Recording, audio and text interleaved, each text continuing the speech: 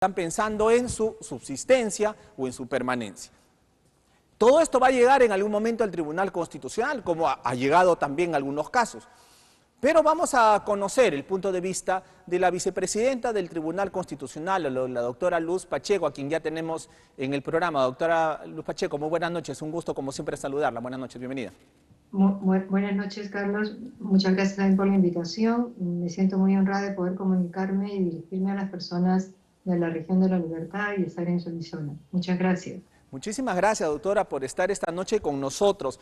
Le hemos querido convocar, ya que el viernes jugamos, ¿no?, con la elección, te hemos dicho, le hemos querido convocar esta noche porque, sinceramente, ya lo que vemos todos los días, ojo, es esta pugna de poderes entre las instituciones del Estado. Entonces yo quisiera empezar con este análisis macro, ¿no? Hay una evidente guerra de poderes, pugna de poderes entre las diversas instancias estatales, desde las máximas, hablamos desde el Congreso, desde el gobierno o de otras instituciones. Yo quisiera que usted me diga, por favor, su análisis. Finalmente es vicepresidenta del TC, pero también es una ciudadana. ¿Cuál sería su comentario? Gracias. Mire, yo lo que considero, al igual que ustedes, que estamos viendo una situación muy complicada, muy difícil, y que nos puede hacer perder de vista que lo importante son las instituciones. Es decir, tenemos muchos representantes que realmente no están dando la talla porque los vemos dedicados a luchas como internas, oímos frecuentemente de actos que no son compatibles con ese cargo que tienen, gente que le roba el sueldo a sus trabajadores, gente que puede usar el poder para un interés personal, en fin, una serie de hechos que son realmente deplorables, pero que están haciendo perder a la ciudadanía la confianza, por ejemplo, en la democracia. La institución más poderosa que tenemos los ciudadanos de representación está en el Congreso. O sea, son ellos los únicos que han sido elegidos por nuestra voluntad, por la voluntad popular. Por eso es tan importante, cara a las nuevas elecciones, que pensemos bien a quién le damos el voto, para que no estemos después diciendo que no nos representan o considerar que el Congreso es más bien un poder que está contra el pueblo, cuando debería ser todo lo contrario. Es el único, como digo, que ha sido elegido por voluntad nuestra. De allí que sea una democracia. Es decir, ¿por qué no se exige que un congresista tenga una maestría? Porque lo que se requiere, más que una maestría, es que sea una persona honrada, que tenga capacidad, indudablemente, que sepa rodearse de buenos asesores para que, por ejemplo, si fuera un campesino y que conoce bien los problemas de los campesinos, pueda aportar en ese análisis de la problemática nacional con una visión realista, honrada, inteligente, que va a mejorar la situación de muchos ciudadanos. Pero lo que vemos es un deterioro ético en la mayoría. Usted bien ha dicho, ¿no? Escuchamos cosas realmente inadmisibles de un poder, del otro poder, y parece que cada uno defiende su fuero, ¿no?, su ámbito. Entonces, lo que tenemos que hacer es pasar por encima de las personas y defender lo que corresponde a cada institución, aunque las personas en este momento no nos simpaticen. Pero Sí. si eso es lo que corresponde, eso es lo que corresponde. Entonces, aquí hay que recordar, nuevamente, tenemos en principio tres poderes. Poder ejecutivo, que el presidente también es elegido por votación popular, pero ya el presidente elige a sus técnicos, que son los ministros. Y después tenemos el poder judicial, que es el que resuelve las controversias, no sé, los litigios que tengamos los ciudadanos. Este es un poder muy importante porque cuando hay corrupción en el Poder Judicial nos sentimos todos sumamente impotentes, ¿no?, y desvalidos y atropellados, porque ya es mi derecho el que está siendo pisado. Cuando se trata del Congreso, muchas veces se dan leyes que no compartimos, que nos parecen que no están bien. Pero en este caso, como usted acaba de decir, si no están de acuerdo las organizaciones, los movimientos regionales con la ley que acaba de dar el Congreso, le plantean una acción de inconstitucionalidad. En cambio, los ciudadanos en el Poder Judicial no tenemos una sentencia favorable, a pesar de ir a todos los niveles, y nos parece que ha sido injusto, porque lamentablemente ocurre que a veces se falla injustamente. Entonces, como decía antes, uno se siente más desprotegido. Yo diría que hay que renovar la esperanza, la confianza en que el Perú saldrá adelante y que hay que defender las instituciones y no quedarnos en la equivocada actuación de algunos funcionarios o de muchos funcionarios. Efectivamente, muchos peruanos nos sentimos desprotegidos actualmente por todo este escenario que tenemos, doctor, amigos televidentes. Pero ahora viene la otra interrogante. Usted manifestó pues de que la ciudadanía ya no confía en la democracia. Entonces tenemos una democracia de por sí débil, que la vemos que cada día se va resquebrajando por las acciones de los actores políticos, pero también por la desconfianza ciudadana. Pero dentro de una democracia existe equilibrio de poderes, lo que le llamamos los contrapesos. Tenemos un Congreso que ante cualquier abuso tiene al frente un Ejecutivo para frenarlo. Y ante cualquier abuso del gobierno, del Ejecutivo, tiene un Congreso al frente que frene estos abusos. Pero ahí tenemos los contrapesos, los equilibrios. Pero Sí. actualmente, doctora, no percibimos que hay un contrapeso, un equilibrio en el sistema. Entonces, la pregunta es, ¿cómo puede funcionar la democracia en ese sentido? Y lo peor aún, la pregunta que nos hacemos los peruanos, ¿quién gobierna finalmente en lo efectivo? A Entonces, ver, ahí entramos ya a sí, otra disquisición. sí. A ver, yo entiendo quien tiene la única, o sea, el poder del Estado que ejecuta las políticas públicas es el Ejecutivo. O sea, es el presidente y sus ministros y los gobiernos regionales, ¿no? y Gobierno, locales. Son ajá. ellos los que tienen que poner en práctica y tienen que cubrir esas necesidades de la población. Muchas veces se echa la culpa al gobierno central. Yo pienso en tantas regiones que tienen el canon minero, por ejemplo, Ujú. una cantidad de dinero que ingresa a los gobiernos. ¿Y qué han hecho con ese dinero? ¿Dónde está? Y a veces se culpa al gobierno central y son los gobiernos locales. Hemos leído todos, nos hemos enterado que hace unos meses se entregó mucho dinero a los gobiernos locales. ¿Y qué han hecho? O los gobiernos regionales. Yo creo que ahí el periodismo de investigación tiene que ser muy inquisitivo para tomar cuentas a todas las autoridades qué están haciendo con el dinero del pueblo, en su localidad, en su lugar, no en general. No nos perdamos en Lima, en el gobierno central, también, pero sobre todo pienso yo donde estamos, porque hay mucho dinero que se mueve en las regiones y que no termina donde debería de terminar, que es en atender las necesidades básicas de la población, de salud, vivienda, carreteras, etc. Entonces, en los contrapesos, usted me dice que, bueno, yo creo que lo fundamental es que siga habiendo la independencia de poderes, que en algún momento ha habido gobiernos donde el presidente ha tenido mayoría en el Congreso. Y eso no significaba que no hubiera contrapeso. Ujú. Pero si en un momento el Congreso está de acuerdo con el Ejecutivo en ciertos planes, eso no significa que no hay diferencia, no hay separación de poderes. No necesariamente uno tiene que estar en contra del otro Claro, para que haya separación de poderes. Lo mejor para el país es que no haya conflicto de poder. exacto. Y ahorita vemos un conflicto, yo diría, soterrado, ¿no? De otra manera. Eh, bueno, creo que se plantean una... Mira, hoy día está en una actividad que me parece a mí muy meritoria de la Defensoría del Pueblo. Convocó a muchas autoridades para dar a conocer su programa de Rompiendo Cadenas, que se ha dedicado, desde que entró el nuevo Defensor del Pueblo, me acuerdo que dijo, no quería trabajar por la niñez y decía, hay que invertir en los jóvenes, en los niños, que son el futuro del país. Entonces ha hecho un trabajo en las cárceles en unión con el INPE Ujú. y han logrado censar a más de 141.000 niños, hijos de personas que están privadas de libertad, tanto en cárceles de mujeres como de hombres. Y entonces muchos de estos niños sin seguro, sin DNI, o sea, muchos, la mayoría de 0 a 17 años, más o Ujú. menos el 66%, el resto ya tienen más de 17 años, pero nos decían, ¿no? Con dolor que muchas veces está el padre y el hijo en la cárcel y ahora han encontrado hasta el nieto. Entonces, esos son los problemas del Perú, Ujú. diría yo. Entonces, en esta convocatoria que hizo hoy día la Defensoría y que he estado presente, nos han hecho una serie de recomendaciones a los diferentes poderes del Estado para que actúen, ¿no?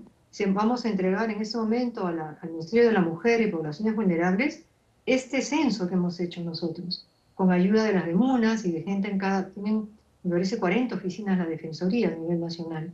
Ya han logrado identificar a los hijos de estas personas, las dificultades que tienen. De esos 1.000 casos que encontraron con problemas serios, ya 500 han resuelto, pero como nos decían, ahora le toca al Ministerio de la Mujer y Poblaciones Vulnerables Sí. dar el paso para que esto siga adelante, pero además seguir trabajando todos. Estas Yo creo acciones, que sí, esa es la línea. esas son las acciones que pueden ayudar y que benefician finalmente a los peruanos. No puede ser que tengamos 140.000 hijos de internos, ¿no?, afectados con todo este sistema. Y finalmente hay que trabajar para romper justamente todo este círculo de violencia que lo rodea. Pero para eso se requiere, obviamente, que todos trabajemos en bien de esos 140.000 hijos de internos. Pero esas son las decisiones que requiere el país. Pero doctora, y acá vamos ya a la labor que a veces les lanzan a ustedes como institución, como Tribunal Constitucional. Por ejemplo, tenemos muchos problemas como los que hemos mencionado, el tema de la violencia, la economía, el aspecto de educación, salud, o sea, tenemos tantos problemas en nuestro país, pero el Congreso se enfrasca a veces en decisiones que no tienen sentido y que finalmente el tribunal muchas veces lo ha hecho, les ha declarado las normas aprobadas en el Congreso como inconstitucional, les ha enmendado la plana. ¿A qué me refiero, por ejemplo? El hecho de dar una norma, así de manera acelerada, en el tema de estos delitos de lesa humanidad, ¿no? Para que ya queden prácticamente en el olvido. No, Sí. perdón. La ley, hasta donde yo tengo Ujú, entendido, no dice eso. Lo que la ley establece es lo que tiene que regir, es que los delitos de lesa humanidad siguen siendo imprescriptibles. ujú. Lo que no se puede hacer es darle un valor retroactivo. Es decir, desde que entró en vigencia la norma, de allí para adelante, por supuesto, no desaparece la lesa humanidad. Ajá. Lo que se dice es, antes de entrada en vigencia de esta norma, no se puede aplicar la imprescriptibilidad de los delitos. Eso iría también contra nuestro ordenamiento jurídico. Entonces, a veces también hay mala información, Ajá. y claro, yo lo entiendo perfectamente que uno se indigne de pensar, ya no hay lesa humanidad, por supuesto que sigue habiéndolo, pero lo que se está diciendo es que no puede ser retroactivo, que tiene que ser desde que el Perú aprobó esa disposición convencional. ¿Desde qué año entonces sería? Después del año 2000, no sé exactamente en este momento el año, Se habla pero es después 2003. del año 2000. O sea, Eso sí, del 2003 hacia adelante. efectivamente, si no me equivoco. Efectivamente, siempre es para adelante. Recuerde que en Correcto. la Constitución lo que hay más bien es la retroactividad benigna en materia penal. Ajá. Eso sí, retroactividad benigna, pero nunca maligna, por decir así. Pero, No se podría aplicar para atrás. Y eso es lo que el Congreso está dejando claro, ¿no? Para ajá. que no se aplique a personas que no les corresponden esa calificación de lesa humanidad, ¿no? El Tribunal Constitucional ya ha tenido antes un pronunciamiento al respecto, o sea, ya ha marcado posición en torno a este En- tema. Bueno, cuando hay lesa humanidad, hay lesa humanidad. Eso es indudable, pero si no corresponde aplicarla, no corresponde. Eso dependerá de en qué año han sucedido los hechos para poder hacer esa calificación, ¿no? Ajá. Fíjese, muchas veces el Tribunal Constitucional suena por la cuestión política y parece que todo nuestro trabajo se centrará en estos problemas, Sí. cuando, mire, la carga es más de casi 6.000 expedientes al año Ujú. y este tipo de acciones de inconstitucionalidad, conflictos competenciales, serán el 1% de lo que vemos. La mayor carga procesal son casos de tutela de derechos, habeas corpus, Ajá. acciones de amparo, ¿no? Por ejemplo, yo le doy, no sé si usted sabrá, pero me parece una noticia importante para la mayoría de los que nos están escuchando, que la ONP, la Oficina Nacional de Pensiones, Ujú. llevaba años suspendiendo una pensión otorgada hacía 5, 6, 12, 15 años. De repente decidía, señor, los documentos que usted presentó no me convencen, usted no tiene ya derecho a la pensión que le otorgué, y se la suspende. Entonces el tribunal había estado fallando, apoyando esta decisión de la ONP, pero nuestro colegiado advirtió que ese tipo de decisión era contraria a derecho, porque la pensión solo puede ser normada por ley, no por un decreto supremo. Entonces la ONP no tenía facultad para suspender una pensión, no hay ninguna ley que le autorice. Sí puede declarar la nulidad de oficio, pero solo dentro de 2 años de otorgada la pensión. Entonces eso ha supuesto para miles de personas una gran mejora que no se conoce. Los pensionistas que me están escuchando, si alguno le ha suspendido la pensión, sepa que no tiene derecho a la ONP a hacerlo. Y de plano ya ahora está atendiendo este criterio nuestro y se está de esa manera ordenando un tema muy importante, como es proteger la ancianidad de las personas. Esos son algunos de los casos, entre otros, que ve el Tribunal Constitucional y que favorece a los ciudadanos, pero como usted bien dice, a veces tiene que meterse en estos problemas políticos internos. El tema de, por ejemplo, hablábamos de los delitos de lesa humanidad y se habla ya, por ejemplo, que Alberto Fujimori va a poder beneficiarse con esta norma que está dando el Congreso, por ejemplo. Se habla de Pedro Castillo, ¿no? Que le pidió al Tribunal Constitucional justamente que lo liberen, en pocas palabras, pero que el Tribunal Constitucional dijo, no, has cometido un delito, en este caso el golpe de Estado, y vas a tener que quedarte allí, y el Poder Judicial ayer amplió a 14 meses esta prisión preventiva, ¿no? Entonces, a veces, como bien dice usted, a veces hacen que el Tribunal Constitucional se distraiga en estas cosas cuando realmente hay temas muy gravitantes que podrían ayudar a miles de peruanos, doctora. Mire, justo me parece importante los ejemplos que ha puesto en el caso del señor Castillo. Fíjese cuando se acuerda el primer año de su mandato, yo sé que era, lo entrevistaron para una cadena de televisión y él allí dijo de que entregaría el país a Bolivia, ¿no? Una cosa así. Sí, sí. Y entonces en el Congreso le iniciaron querían acusarlo constitucionalmente por delito de traición a la patria. Y entonces él presentó una acción de amparo y nosotros en esa oportunidad dijimos que no podía seguir adelante el Congreso con lo que estaba haciendo. ¿Por qué? Porque está hablando de delito de traición a la patria. El señor había hecho un comentario desacertado, pero eso no era un delito. Entonces dijimos que no podían seguir adelante con ese procedimiento y paramos lo que estaba haciendo el Congreso. En cambio, cuando después ha venido a exigir que se le protegiera como si fuera un presidente constitucional, cuando él se había puesto al margen de la Constitución, no puede ser que él diga, cierro el Congreso, cierro todo, voy a gobernar por decreto legislativo, decreto de ley, perdón, y al final va a ser un dictador, y después dice, no, no, pero yo quiero que me apliquen todo lo que la Constitución dice para protegerme. No, si yo me pongo al margen de la Constitución, no puedo pedir después que la Constitución me proteja. Y eso es lo que hemos dicho en el caso del señor cara a su detención, ¿no? Porque fue detenido en flagrancia. Ya después se verán los otros actos por los cuales está siendo investigado. Sí, Efectivamente. ese es nuestro deber, intervenir en un sentido o en otro. O sea, no estamos a favor ni del Congreso ni de personas particulares. Estamos a favor de las instituciones. Exacto, ustedes son finalmente quienes van a tener que deliberar todos estos desencuentros que existen, pero mire, usted ha puesto dos ejemplos, ¿no? A Pedro Castillo pues, lo querían vacar a como de lugar, hasta por haber dicho la torpeza, bueno, las torpezas que siempre decía el señor Castillo, lamentablemente, pero a Dina Boluarte le están perdonando absolutamente todo le están perdonando, pero en fin, esa es la realidad que tenemos. Y justamente hablando de Dina Boluarte, ha llegado también ya, o el gobierno ha anunciado que van a interponer también una acción de inconstitucionalidad en torno pues a todos estos procesos de investigación. Yo sé que no puede adelantar opinión, pero van a tener que recibirla y debatirla en algún momento todo esto, ¿verdad? Sí, cuando llegue, porque todavía no ha llegado, yo también he leído en los medios que han hecho este anuncio, pero la verdad yo no he visto la demanda, pero tengo entendido hasta hoy día que, salvo que me hayan informado mal, que no había llegado. Pero en todo caso, se presenta la demanda, tiene que haber una contestación de la demanda, de la otra parte, hay que darle 30 días útiles para que responda, y después de eso se cita una audiencia, se escucha a las dos partes, y ya finalmente se decide.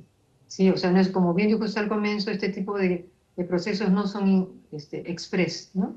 Tienen Claro. que tomar su tiempo. Claro, un análisis profundo en cada tema. Lo que sí le ha llegado es lo que ha pedido el Poder Judicial justamente al Tribunal Constitucional para que declare improcedente la demanda competencial que presentó el Congreso por el caso de la Junta Nacional de Justicia. Sí, sí, sí. Cosa de Sí, locos. sí, en eso nos hemos pronunciado solamente respecto a la medida cautelar, Ujú. porque una medida cautelar, o sea, estas personas pidieron que ser otra vez repuestas en sus labores, pero estaba de por medio una inhabilitación que había hecho el Congreso y también una destitución. Entonces, así a simple vista, o a prima facie que se dice en latín, ¿no? O sea, a Ujú. primera vista, no parecía que fuera tan verosímil que se había equivocado el Congreso, ¿no? Porque había sido en principio un proceso exclusivo, excluyente, que tiene ese poder del Estado respecto a ciertos funcionarios, ¿no? Y fíjese que el poder, ¿cómo se controla? El poder se controla de dos maneras, políticamente o jurídicamente.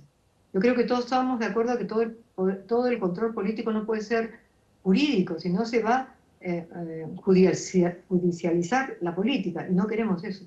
Entonces, ¿cómo se hace el control político? a través de los votos. Por eso es tan importante que en el Congreso estén personas realmente Claro. calificadas por su honradez y por su verdadero espíritu de servir a la patria, que sean verdaderos demócratas. Es tan importante el voto por eso.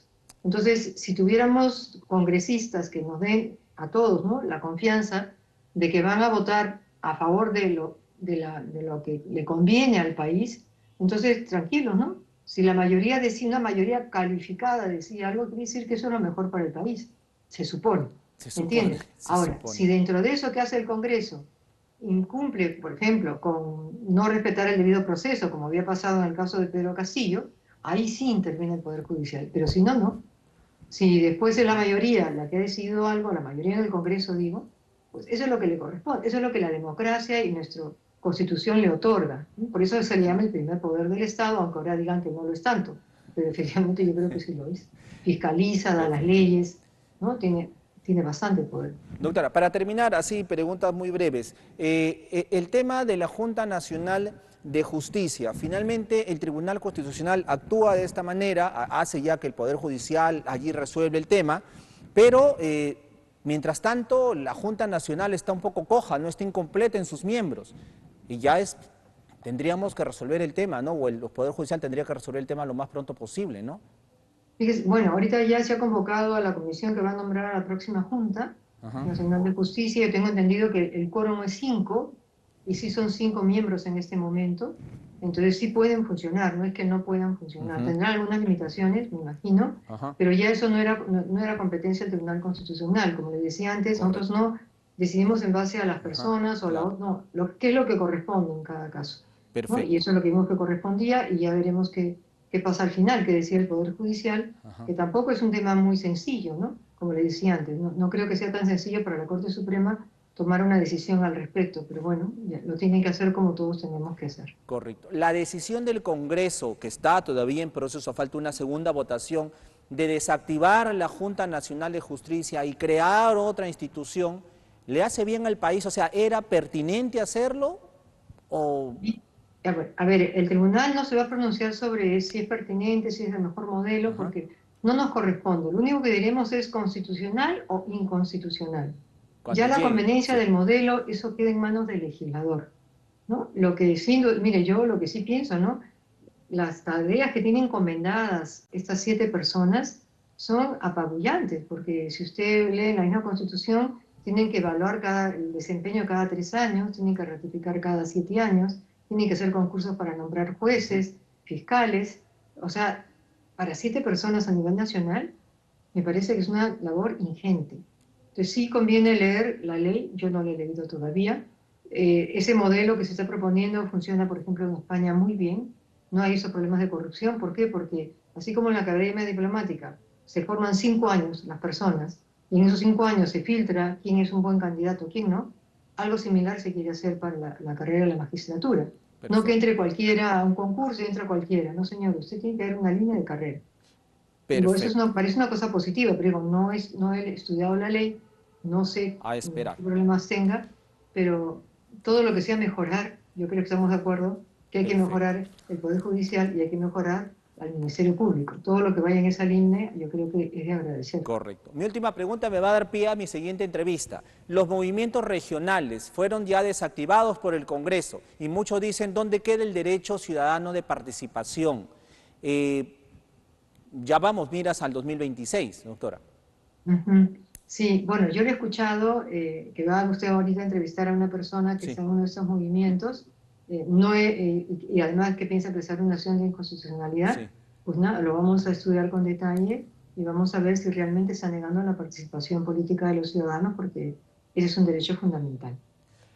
Doctora, le agradezco muchísimo por estar esta noche con nosotros. Sinceramente, nuestro apoyo a toda la labor que tiene que hacer el Tribunal Constitucional. A veces les llega a ustedes tantos casos que ni modo, Sí, pues tienen ustedes que resolver y cada decisión va a depender del futuro de nuestro país y ustedes lo tienen clarísimo eso, doctora. Va a regir finalmente los destinos de cada uno de los peruanos, cada sentencia, cada fallo que ustedes den desde el TC. Doctora Luz Pacheco, muchísimas muchísimas gracias. gracias, ha sido un placer conversar contigo, de verdad. Agradezco la oportunidad también de haber elegido a las personas que viven allí en la libertad, y agradezco también esos deseos y que realmente hagamos la labor que queremos hacer todos, los 7, que es servir al país sin servirnos de él y administrar justicia con equidad, con rectitud. Muchísimas gracias. Buenas noches. Muchísimas gracias, doctora Luz Pacheco Serga, vicepresidenta del Tribunal Constitucional.